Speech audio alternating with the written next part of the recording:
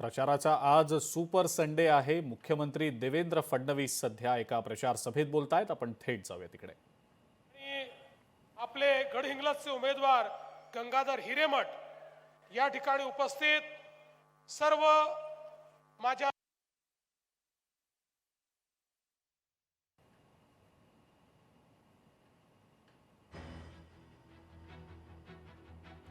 मुख्यमंत्र्यांची ही प्रचार सभा सध्या सुरू आहे आणि या प्रचार सभेच्या माध्यमातून महायुतीच्या उमेदवारांना विजयी करण्याचं आवाहन मुख्यमंत्री करतायत। या लोकशाहीमध्ये प्रत्येकाला एका मताचा अधिकार मिळाला। टाटा, बिर्ला, अडाणी, अंबानीला एकच मत देता येतं आणि तुम्हाला आणि आम्हालाही एकच मत देता येतं। अशा प्रकारची लोकशाही आपल्या देशामध्ये आज रूढ झाली आणि या लोकशाहीने आपल्यावर एक जबाबदारी देखील टाकली। आपण लोकसभेमध्ये मतदान करून देश कोणी चालवावा असे प्रधानमंत्री निवडतो, विधानसभेमध्ये मतदान करून राज्याचा मुख्यमंत्री कोण होईल याचा निर्णय आपण करतो आणि त्याच वेळी नगरपालिकेमध्ये मतदान करून आपल्या शहराचा कारभार कोण चालवेल याचा निर्णय आपण करत असतो। बंधू भगिनींनो, या लोकशाहीने एक मूलभूत जे परिवर्तन केलं ते असं केलं की यापूर्वी जेव्हा राजेशाही होती तेव्हा राणीच्या पोटी राजा जन्माला यायचा। राणी ज्याला जन्म द्यायची तो राजा व्हायचा, पण आता लोकशाहीमध्ये राणीच्या पोटातून राजा जन्माला येत नाही,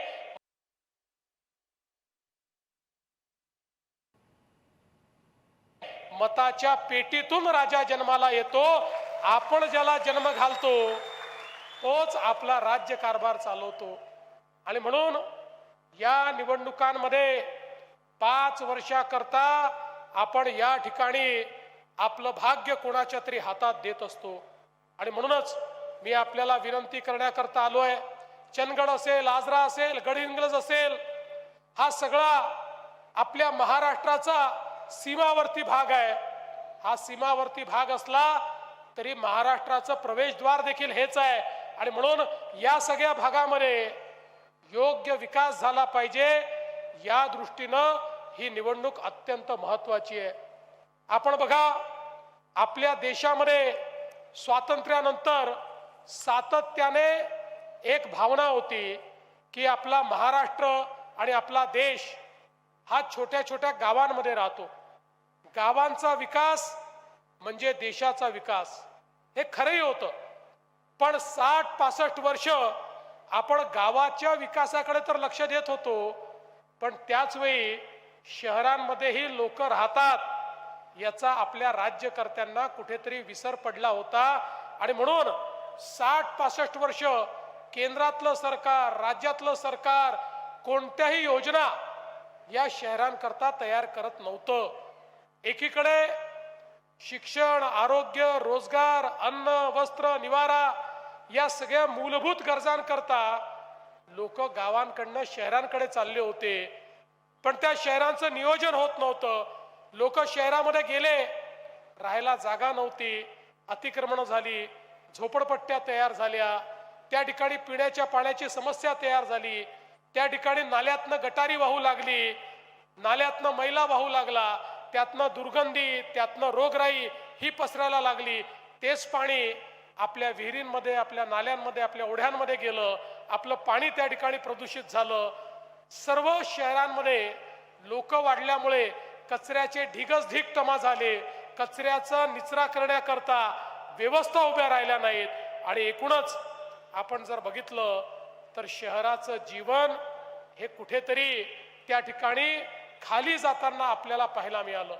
60 वर्ष याच्याकडे कधी लक्ष दिलं गेलं नाही, पण मला सांगताना आनंद वाटतो, आपले मोदीजी ज्यावेळी 2014 साली पहिल्यांदा प्रधानमंत्री झाले त्यावेळी मोदीजींनी सांगितलं, गावाचा विकास जसा महत्त्वाचा आहे तसा शहरांचाही विकास महत्त्वाचा आहे।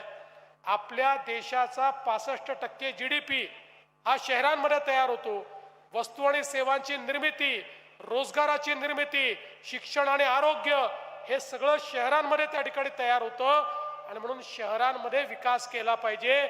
शहरात राहणारा गरीब, शहरात राहणारा मध्यमवर्गीय याचं जीवनमान उंच झालं पाहिजे, याकरता प्रयत्न केला पाहिजे. आज आपण बघा, महाराष्ट्राचा जर आपण विचार केला तर महाराष्ट्राचे 6.5 कोटी लोक हे 40,000 गावांमध्ये राहतात. पण त्याच वेळी तेवढेच 6.5 कोटी लोक हे या ठिकाणी चंदगड असेल, आजरा असेल, गडहिंग्लज असेल अशा केवळ 400 शहरांमध्ये राहतात. म्हणजे 40,000 गावांमध्ये अर्धी लोकसंख्या आणि 400 शहरांमध्ये अर्धी लोकसंख्या. या अर्ध्या लोकसंख्येकरता आवश्यक त्या सोयी शहरांमध्ये जर आपण केल्या तर ही शहरं विकासाची केंद्र बनतील, ही रोजगाराची केंद्र बनतील, जनसामान्यांच्या आशा आकांक्षा पूर्ण करू शकतील. आणि म्हणूनच देशामध्ये पहिल्यांदा मोदीजींनी शहर विकासाच्या योजना सुरू केल्या. स्मार्ट सिटीची योजना, अटल अमृत शहरांची योजना, स्वच्छ भारत शहरी मिशन, प्रधानमंत्री आवास योजना शहरी मिशन, रोजगाराचं शहरी मिशन, अशा अनेक योजना सुरू केल्या आणि लाखो कोटी रुपये मोदीजींनी पहिल्यांदा शहरांच्या विकासाकरता देणं सुरू केलं.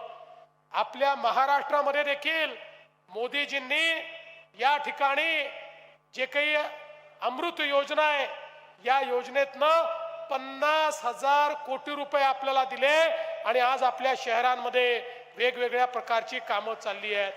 आणि म्हणूनच आज आपण बघा, या ठिकाणी शिवाजी पाटील हे आपले आमदार झाल्यानंतर त्यांनी सातत्याने या ठिकाणी विकासाचा निधी आमच्याकडनं खेचून आणला. आज ते आमदार नव्हते तेव्हाही माझ्याकडनं 104 कोटी रुपयाची कामं ते घेऊन गेले होते. आता 82 कोटीची भूमिगत गटार योजना, विजेच्या तारांकरता 56 कोटी रुपये, जांभळी धरणापासून पाणी पुरवठ्याकरता 26 कोटी रुपये, समाज कल्याणचे 15 कोटी रुपये, वेगवेगळ्या प्रकारच्या स्पोर्ट्स अकॅडमी करता 5 कोटी रुपये, उद्यानाकरता त्या ठिकाणी 1 कोटी रुपये, रवळनाथ मंदिराच्या सुशोभीकरणाकरता त्यांनी 2.5 कोटी रुपये, वेगवेगळ्या मंदिरांकरता 20 कोटी रुपये. त्यासोबत त्यांनी एक अनोखं आंदोलन या ठिकाणी केलं. खरं म्हणजे खूप कमी लोकांना रस्त्याचं महत्व कळतं. रस्ता, एखादा महामार्ग हा एखाद्या इलाक्याचं भाग्य बदलून टाकतो. जिथे महामार्ग जातो तिथे खऱ्या अर्थानं उद्योग जात असतो, तिथे रोजगार निर्मिती होत असते. आणि शिवाजी पाटलांनी या ठिकाणी शक्तीपीठ मार्गाच्या समर्थनार्थ मोर्चाच काढला आणि त्यांच्या म्हणण्या खातर आम्ही दुसरीकडे असलेला शक्तीपीठ महामार्ग चंदगडकडे वळवला आणि आता चंदगडवाले गोव्यापर्यंत काही मिनिटातच पोहोचणार आहेत. असा महामार्ग 90,000 कोटी रुपयाचा महामार्ग आपण या ठिकाणी तयार करतोय. पण नुसता महामार्ग तयार करून थांबणार नाही, या महामार्गाच्या लगत लॉजिस्टिक पार्क तयार करणार, तिथे MIDC तयार करणार आणि त्या माध्यमातून या भागामध्ये मोठ्या सोयी आपल्याला करायच्या आहेत. आणि एवढंच नाही तर शिवाजी पाटलांनी सातत्याने आमच्या डोक्यावर प्रहार करून करून आमच्या डोक्यात हे बिंबवलं की महाराष्ट्रामध्ये तुम्ही सातत्याने त्या ठिकाणी महाबळेश्वर आणि माथेरानबद्दल बोलता, पण त्याही पेक्षा चांगलं आमचं चंदगड आहे, त्यामुळे याचा आराखडा तुम्ही तयार करा. आता चंदगडला या ठिकाणी एक या संपूर्ण पर्यटनाचं हब म्हणून तयार करण्याकरता आपण एक आराखडा तयार करतो आहोत आणि त्यातनं पर्यटनाच्या मोठ्या सोयी या ठिकाणी करू. पण पर्यटनाच्या नकाशावर हे कधी येईल? ज्या दिवशी शक्तीपीठ महामार्ग बनेल त्या दिवशी चंदगडला कोणीच थांबवू शकणार नाही. आणि म्हणून मोठ्या माध्यमातून या ठिकाणी आज वेगवेगळ्या प्रकारची कामं आपण केली. आज आपण बघा, पिण्याच्या पाण्याच्या योजना असो, सांडपाण्याच्या योजना असो, घनकचऱ्याचं व्यवस्थापन असो, आता आपल्याला चिंता करण्याची आवश्यकता नाहीये. पूर्वीच्या काळामध्ये कचरा पडून राहायचा, आता आपण योजना आणली. कचरा उचलला जातो आणि आपण कचरा उचलून त्याच्यावर प्रक्रिया करतो. आता कचऱ्यापासनं कोळशासारखे पेलेट तयार करतो, कचऱ्यापासनं खत तयार करतो, कचऱ्यापासनं विद्युत निर्मिती करतो, कचऱ्यापासनं गॅसची निर्मिती करतो. त्यामुळे पुढच्या काळामध्ये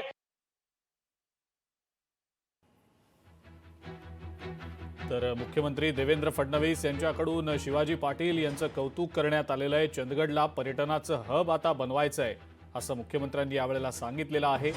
MIDC देखील उभारायची आहे, लॉजिस्टिकल पार्क उभारायचं आहे, जेणेकरून चंदगड आणि आजूबाजूच्या परिसराचा मोठ्या प्रमाणावर विकास करता येईल असं मुख्यमंत्री देवेंद्र फडणवीस म्हणतात.